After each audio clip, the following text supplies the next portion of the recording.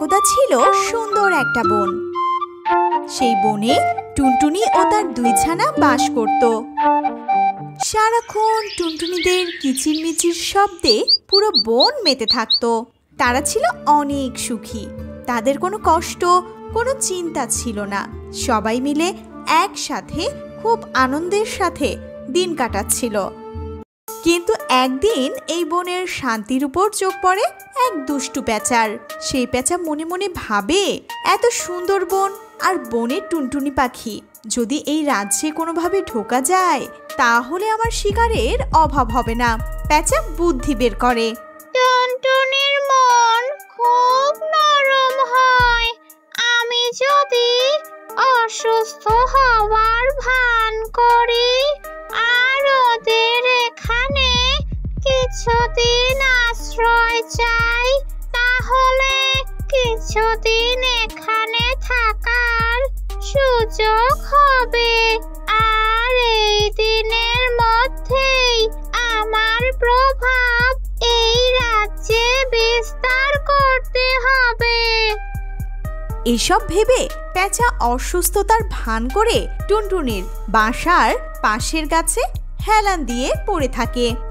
আমাকে কেউ সাহায্য করো, আমাকে কেউ সাহায্য করো, আমি অনেক অসুস্থ, উঠতে পারছি না, আমার খুব কষ্ট হচ্ছে।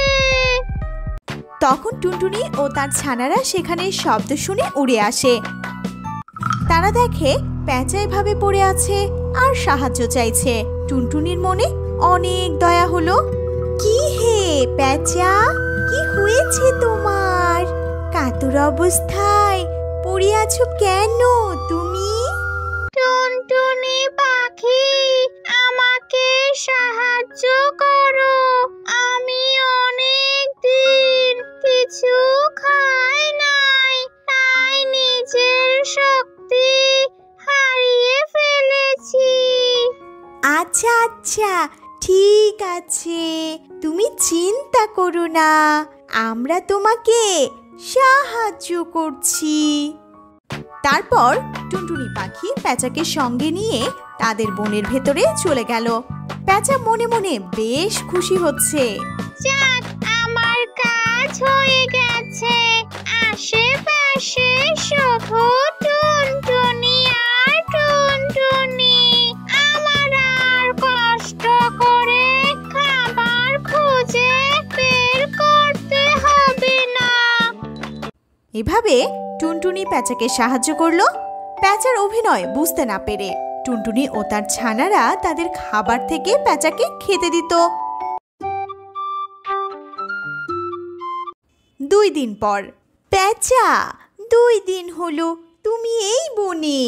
এবার তুমি সম্পূর্ণ সুস্থ। তুমি তোমার বনে ফিরে যাও। কি বলিস রে তোরা? আমি কেন ফিরবো? আমি ফিরলে তোদের পেটে পড়বে কে? মানে কি বলছো? আমরা তোমাকে সুস্থ করে তুলেছি, তুমি কি অকৃতজ্ঞ!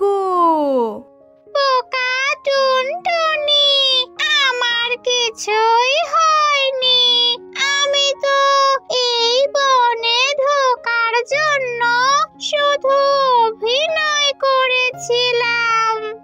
সাথে সাথে সেখান থেকে একটা টুনটুনি পাখিকে থাবা দিয়ে ধরে। টুনটুনি পাখি কোনো রকমে তার ছানাগুলো নিয়ে পালিয়ে মহারাজ ঈগলের কাছে আসে। মহারাজ, মহারাজ! কিরে টুনটুনি, হাঁপাচ্ছিস কেন এভাবে? মহারাজ, আমাদের রক্ষা করুন মহারাজ। কি বলছিস বাপু তোরা? খুলে বল দেখি।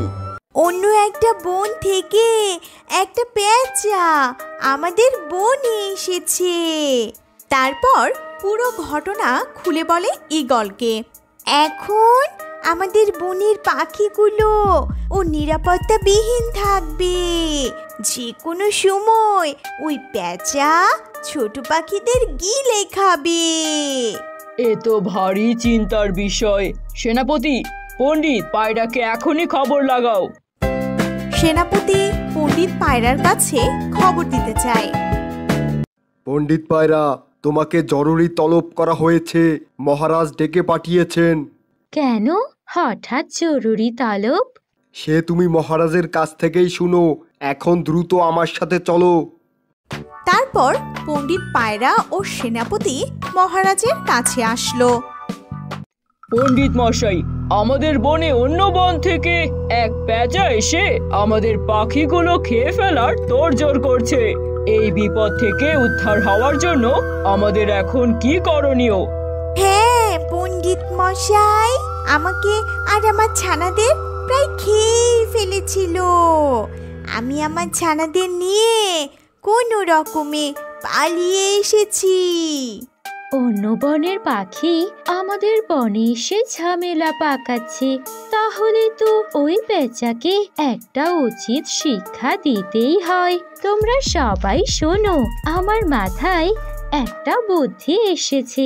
পেঁচা ছোট ছোট পোকামাকড় খেতে অনেক পছন্দ করে, আর আমাদের মতো ছোট পাখিগুলোকেও। আমাদের এই বনে যে বড় বট গাছটা আছে, সেই গাছ হলো মনের ইচ্ছা পূরণের গাছ, যা আমি ছাড়া কেউ জানতো না।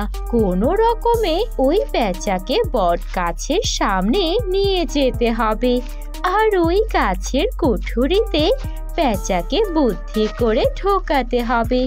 যখন পেঁচা ঢুকে যাবে, তখন ওই গাছের সামনে দাঁড়িয়ে আমরা সবাই বলবো, গাছের কুঠুরি যেন 1 মাসের জন্য বন্ধ হয়ে যায়।